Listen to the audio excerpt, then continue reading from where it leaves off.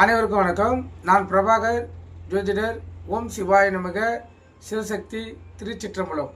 இப்போ நான் என்ன சொல்ல போகிறேன்னா, இந்த கிணறுனாலையும் போருனாலையும் ஏற்படும் ஒரு தோசை அமைப்பை சொல்கிறேன், கருத்தில் கொள்ளுங்க. ஏன்னா இந்த அமைப்பு இருந்துச்சுன்னா கண்டிப்பாக தோஷத்தை ஏற்படுத்தும், அந்த வீட்டில் பிரச்சனைகள் தொடரும். ஒரு வீட்டின் பின்புறம் வாயிலுக்கு நேர் எதிரே கிணறு, போர் போன்றவை இருக்கக்கூடாது.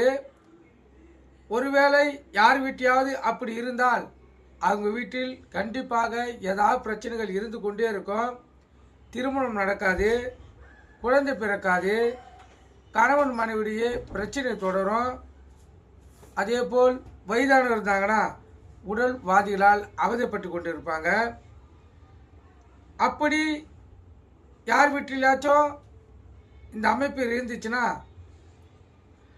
வீட்டுக்கும் அந்த போர் அல்லது கிணறுக்கும் இடையே ஒரு துளசி மரத்தை வைத்து விட்டால் அந்த தோஷம் மிக எளிதில் கழிஞ்சிடும், கரைச்சில் கொள்ளுங்க. ஏன்னா இப்போ போர்லாம் போடக்குள்ள அதிக பணம் விரையாகி தான் போர் போட்டிருப்போம்.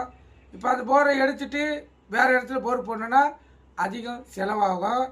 இந்த இரண்டுத்துக்கு நடுவில் ஒரு துளசி மரத்தை வச்சுட்டா அந்த தோஷங்கள் கழிக்கப்படும். இது சாஸ்திரத்தின் கருத்து.